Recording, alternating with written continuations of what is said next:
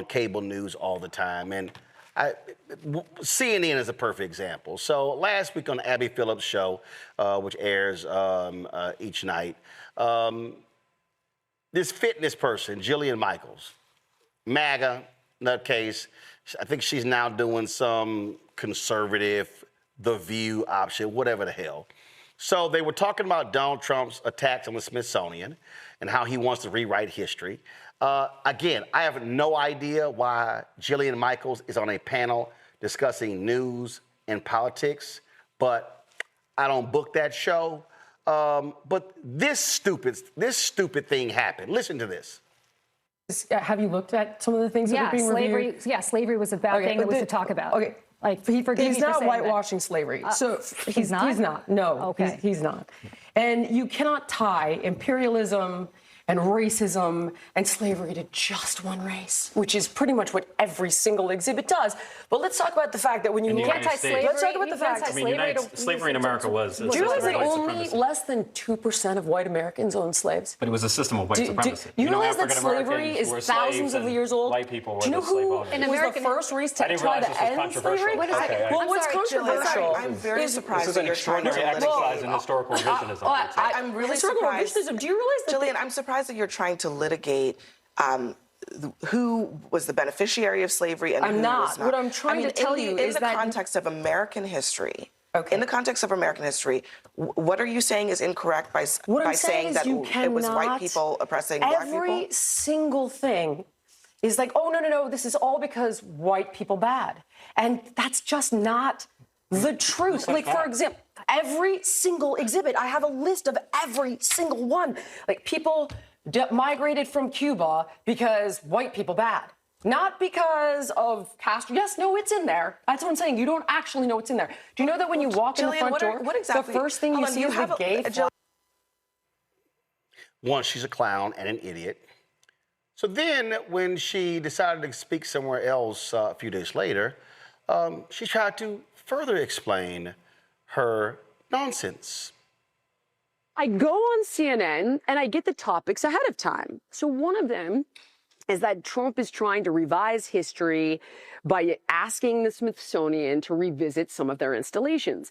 What does that mean, like art pieces? I wasn't sure. Okay. So I asked the same question. And so I reached out to the comms team at the White House. And I said, listen, this is going to come up. Can I ask you, what installations is the administration taking umbrage with? Can you send it to me?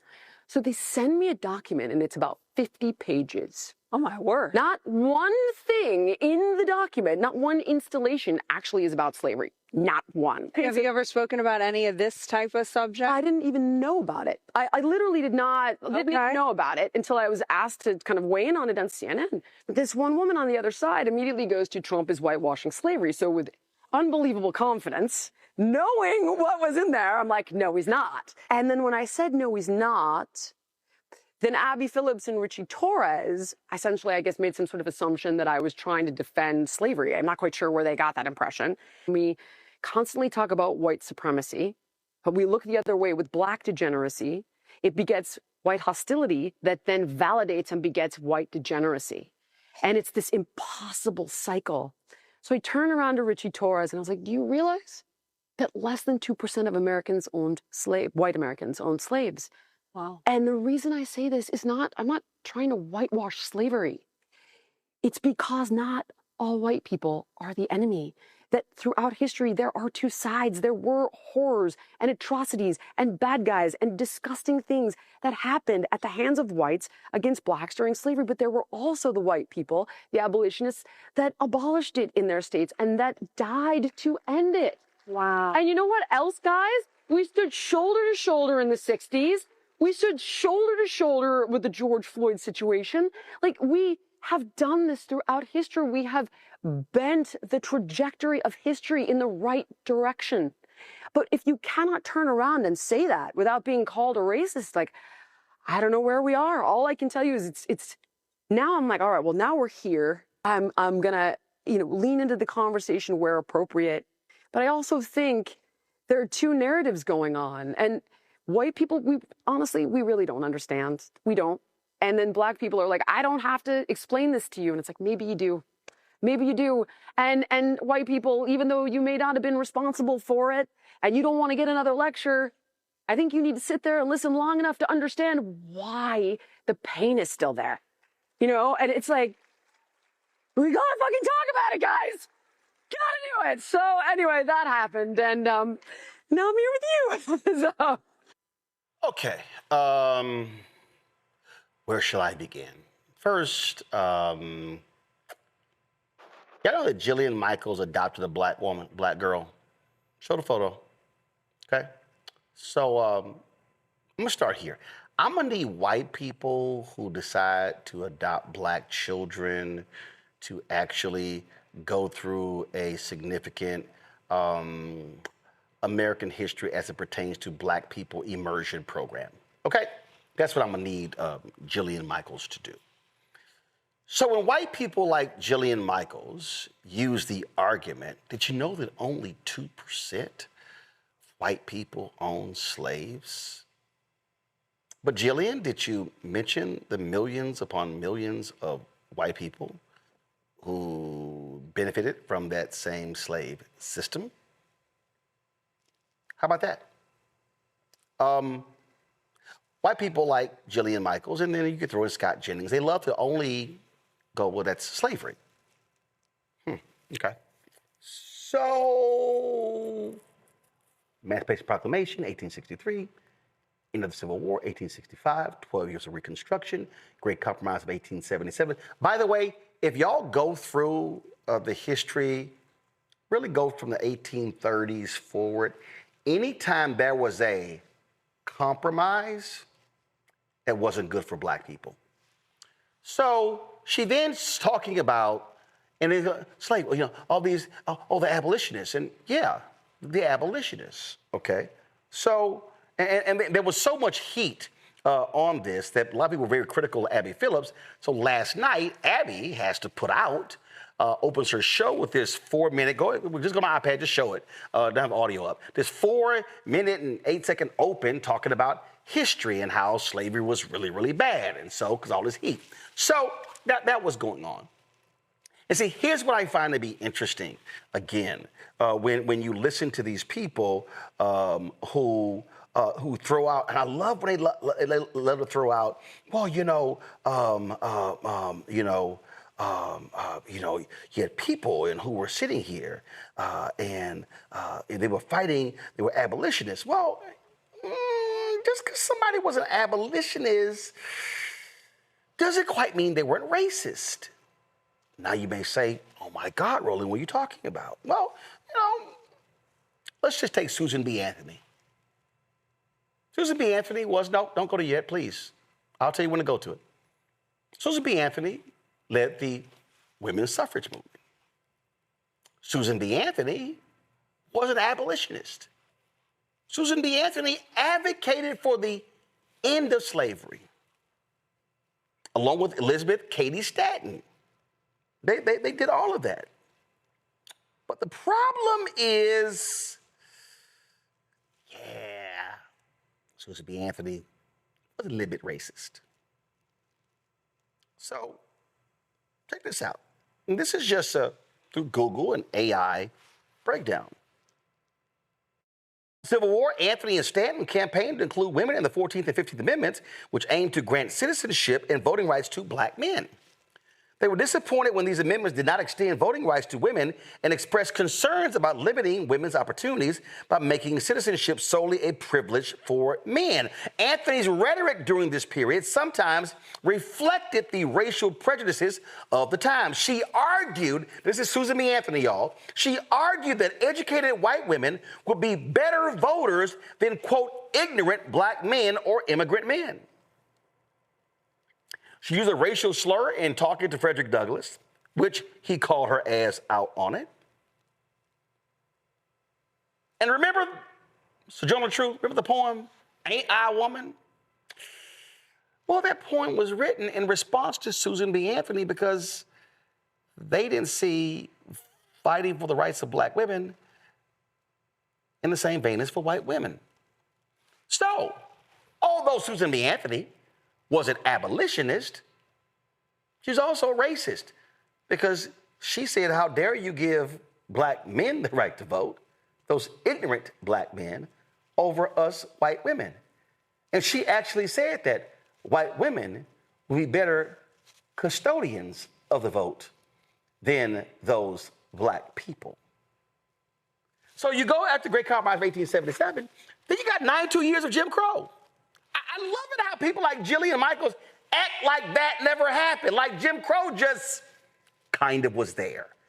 It was literally, officially 92 years. Reconstruction Amendments, 13, 14, 15. Led by radical Republicans. White people didn't have to have a law passed that said they had the right to vote. It was simply assumed. Initially, it was white men. Initially, it was property owners.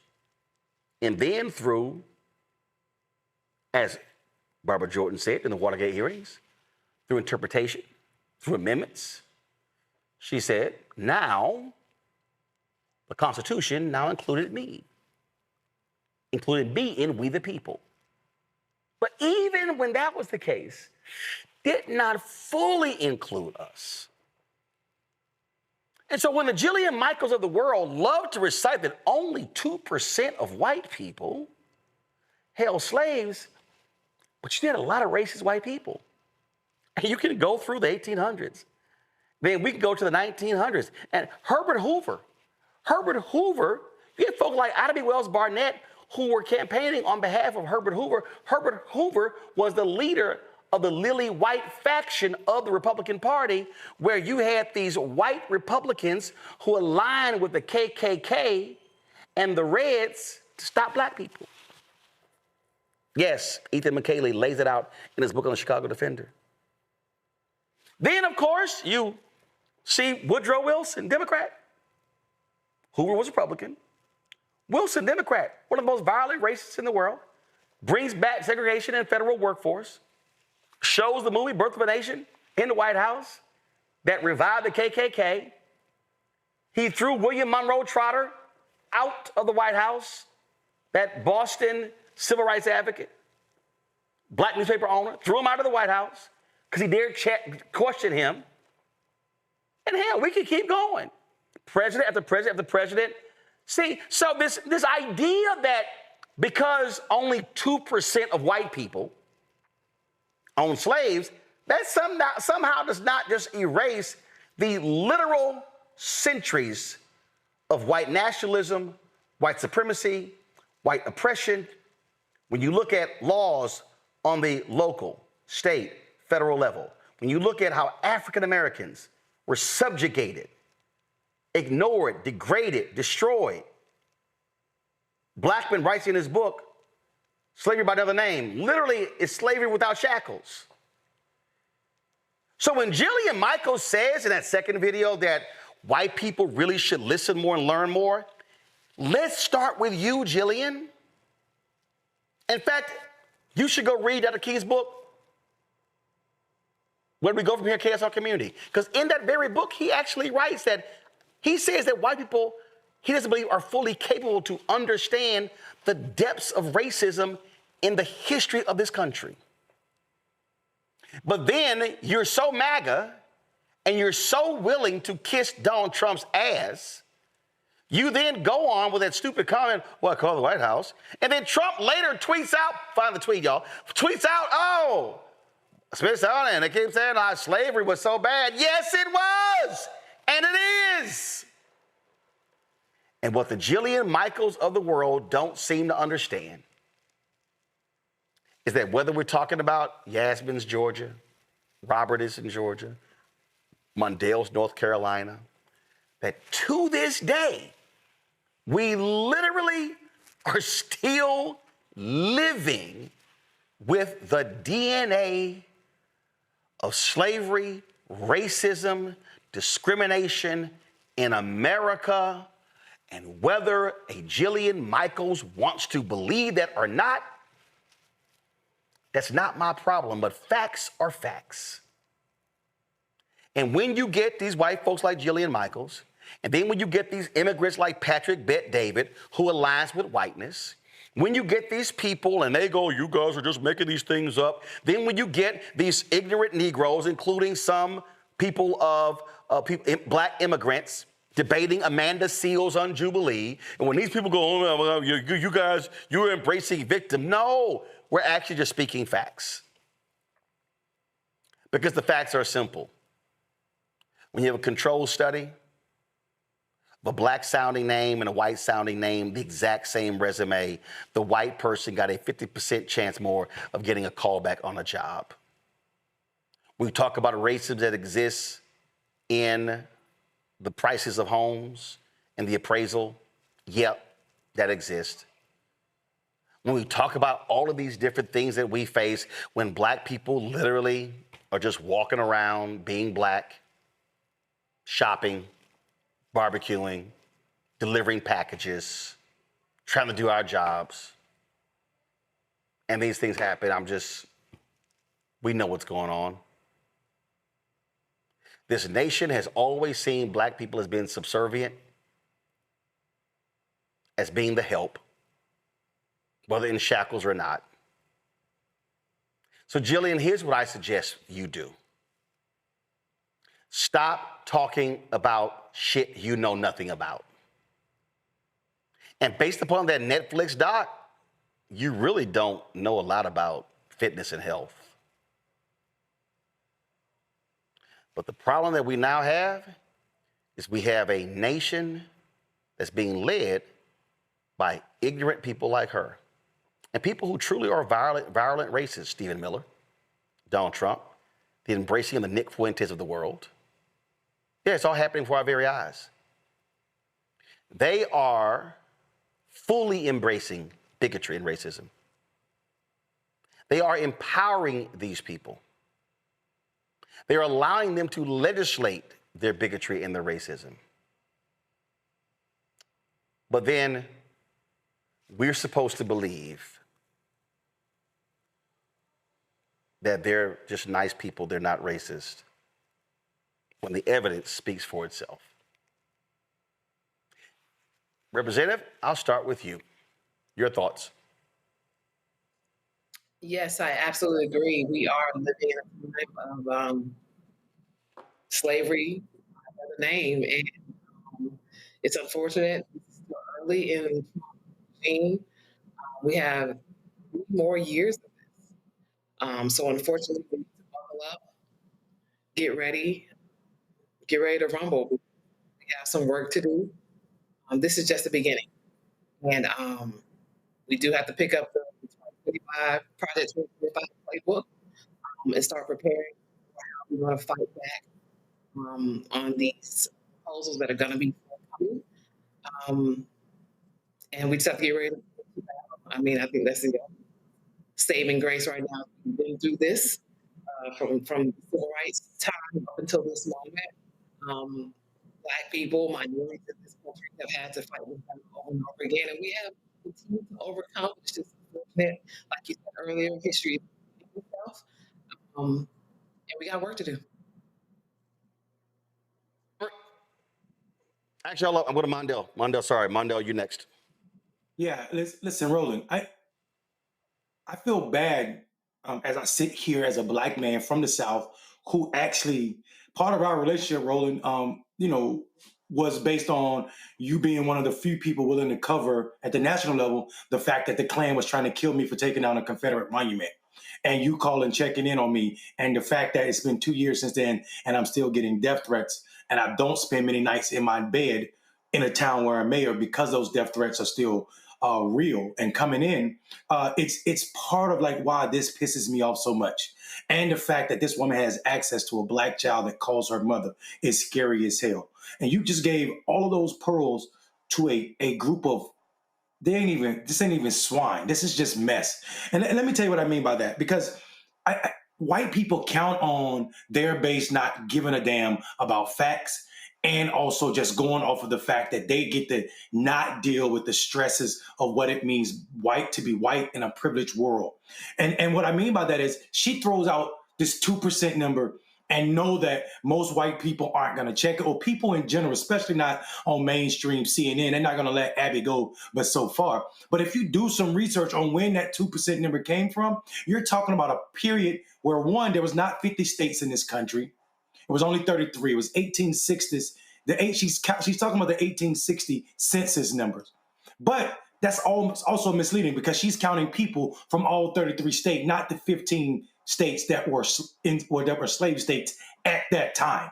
But then if you do something different and you just base it on those 15 states, then that number jumps to 3.2%. But that ain't even enough, Roland. Because if you then remove the slaves, because the enslaved black people are also counted as part of that population, when you remove them, that number jumps to 4.7. Then if you do something crazy like count the 11 states that decided to secede that year, then that number jumps to 5.7 of people who own slaves. But if you account for the other people in those households, it jumps to 30%. Excuse my language. But 30% is a lot larger than the 2% she's trying to paint the narrative as. And that's what white people do. Oh, I didn't own slaves. Yeah, but your kids and your wife would have inherited those slaves had your white ass, talking about the man, died. So this misnomer of 2% is really around 30%. And that's the number that they don't want to talk about. And beyond just ownership, all of white people benefit from the subjugation of black people. So you don't have to be a slave owner to know what it means to be white and privileged in this country. You articulated very well, Roland, what it means to be owned or to be benefiting from not being owned or not sounding black, i.e., what it means to be over-policed, what it means to be over-sentenced, what it means to die younger, what it means to not be policed, talking about white folk, what it means not to have to worry about diabetes and then using old medicines because they don't see your pain like they see white people pain. So Jillian Michaels can miss me, her and all of these Trump people trying to rewrite history by going in Smithsonian saying that anything that talks about slavery as bad will be removed because it's woke. And I don't want people to think that it's not woke. You damn right it's woke, and we should all be woke, because the opposite of woke to means to be sleep. And it is a fool that wants to walk around in the middle of the day and pretend to be sleep while these people are erasing blackness in our eyes, in front of us. Robert, what they desire, what they really and truthfully desire, is for us to shut the hell up. They're like, see, here's what they really are mad at. They're mad that Yasmin, Mondale, yourself, and yours truly, they're like, dang, them Negroes know how to read. See, there's a reason they said, we catch you niggers reading, we gonna kill you. And that's why when slavery was over, when them white abolitionists were trying to come to the South, according to James D. Anderson's book, The Education of Blacks in the South, 1860 to 1935, when them white abolitionists were trying to rush to the South to open schools, they said, hey, we already started. It was 500 schools that already opened. 38% of white kids in D.C. were in school. 92% of black kids in Memphis were in school. Because them formerly enslaved people of African descent, they said when they were enslaved, they said, hold up, it's got to be something real damn powerful about that book for them to want to kill us if we were caught being taught how to read. And that's what they're angry about, Robert. They're angry that now, because we are exercising power, because you've got more than 60 black members of Congress, because you've got black state legislators in states and mayors and city council members and school board members, and you've got black CEOs and black businesses, what they mad about is, damn it, we now don't get to keep telling the lie. His story has been corrected to real history, and their desire is to go back to the old way of just driving a fictionalized version of America being so nice and wonderful and welcoming and free because, see, when the French gave us that damn statue, the Statue of Liberty, what did white America do? let's flip this. Oh no, this is about immigrants. No, the Statue of Liberty was a gift to the United States for the end of slavery. And we played this video, Robert, on the show. And when you talk about that Statue of Liberty, they told the French, because initially the broken chains were supposed to be at the top. And America said, no, hell no. No, we can't have that. We can't have these broken chains on the Statue of Liberty. And they ordered the chain. No, we can't do that. We can't do that, right? They said, we can't do it, Robert. What they didn't realize, Robert, was that the sculptor was not stupid. Because to the folk who watching, I'm going to pull up for y'all, to the folk who watching, when y'all look at that Statue of Liberty and y'all sit here and y'all see, oh my goodness, you see the torch, and you see this being held high, and you see all of this. You see all of this, and somebody, a sister did the video of it, and they now changed it. You see it, the holding of the flame, and you see the book being held.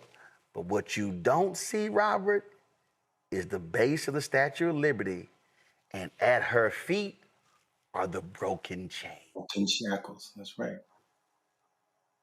You're right, Roland. I think if you're of a certain age and from the South, you grew up learning the great lost cause and for the Civil War. I literally got to my freshman year at Clark Atlanta University thinking that the Civil War was about states' rights and that people lived in harmony together in the South until that horrible Union Army came through and created all this confusion because the black folks and the white folks were living together happily, and they were going to end slavery in their own time. It was the imposition of the Northerners trying to destroy the Southern way of life that caused the South to have to secede from the nation. I know this from Miss Banks's AP history class back in 1998. This is just the reality of what people were taught back then.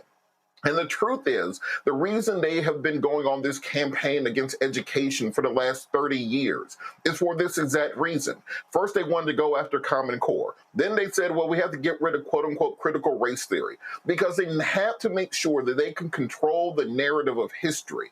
And once they saw that we had gotten free of the control of that narrative and got way more difficult to control people who actually had a sense of self, a sense of worth, a sense of history, that's when they've came through with people like Jillian Michaels and others who have decided to rewrite history. You can see right now, there are black folks who will swear up and down they have no African ancestry in their DNA. They were either here before or they came over here on the Mayflower. They have convinced people now that our struggle was not against the forces of white supremacy, but rather our real enemies were the people back in Africa who we came from. They want us to believe not what our eyes see, but what they tell us, and it has been effective and it has worked. There's a reason they had COINTELPRO. There's a reason that they try to control us through the media and through music. Right now, if Taylor Swift tried to make the exact same song that Sexy Red makes, they would never release it on radio. But they're fine with that music being released to our community. If you try to make a country song that talks about killing white people the way that music kills black people, no record label would sign it. You're never going to see the normalization of the use of the N-word in music. The way you'll never hear the Jewish community talking about themselves that way because they would never put that out. It's all about controlling this narrative and controlling our communities to beat back that fight.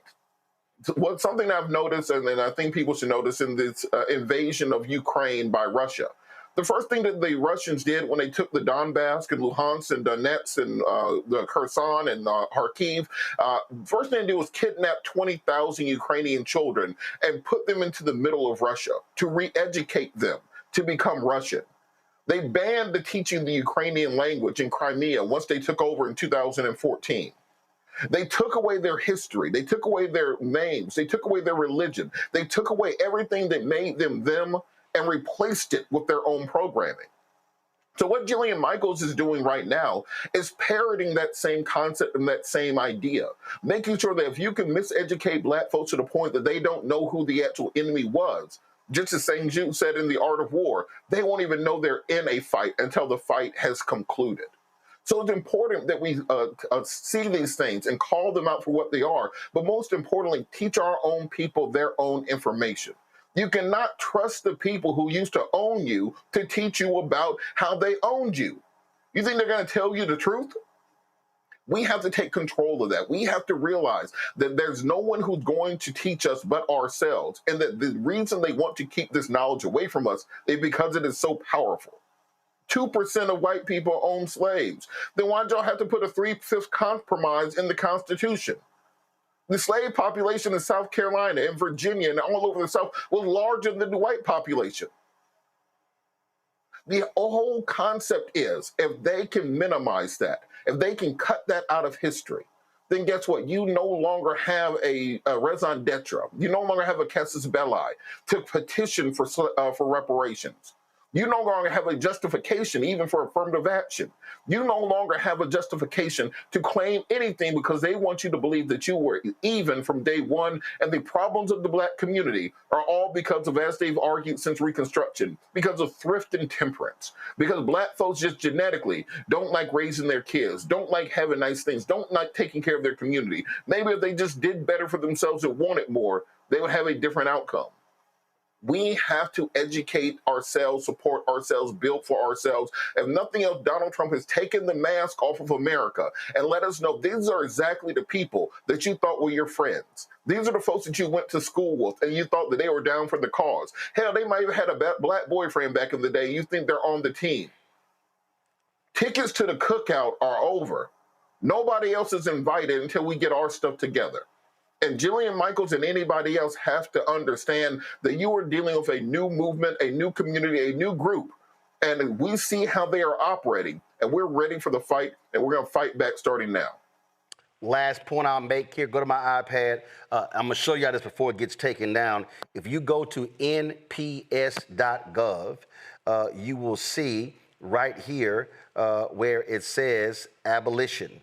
You will see this is a photo of the chains at the feet of the Statue of Liberty. So if you go there and you'll see what it says, after the statue's dedication in 1886, the Black press began to debunk romantic notions of the Statue of Liberty and American history. Racism and discrimination towards African Americans did not end after the Civil War or with the dedication of the statue. It continued on for more than a century. There's more you can read right there as well. And lastly, I want y'all to understand, because this is what Scott Jennings would never bring up. This is what Jillian Michaels would never bring up. And that is this here.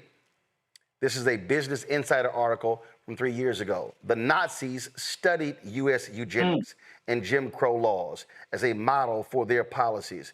When they were criticized, one historian says they pointed to Mississippi. Folk, y'all have to understand that they literally studied segregated busing in the United States, and they took that back to Germany and said, we can do that with the Jews.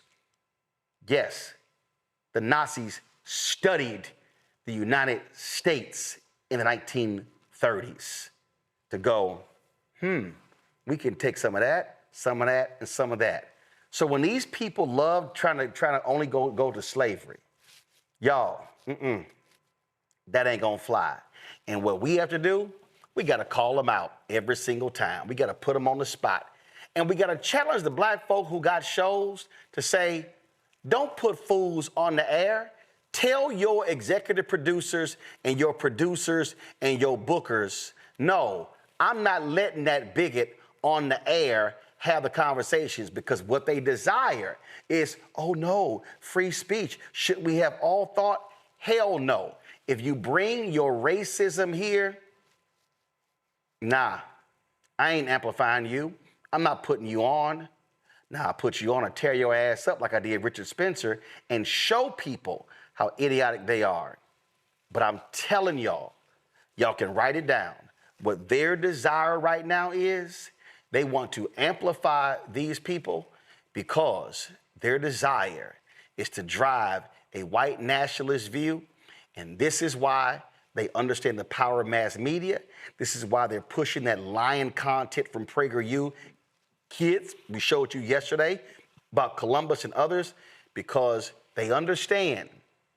Because you heard when Jillian said, oh, we stood shoulder to shoulder. No, Jillian, it's a whole bunch of white folks who did not stand shoulder to shoulder with us during the Black Freedom Movement. It was a lot of white folks who wasn't standing shoulder to shoulder during George Floyd. Because, Jillian, if you stood shoulder to shoulder with black folks during George Floyd, you wouldn't have said that dumb shit on CNN.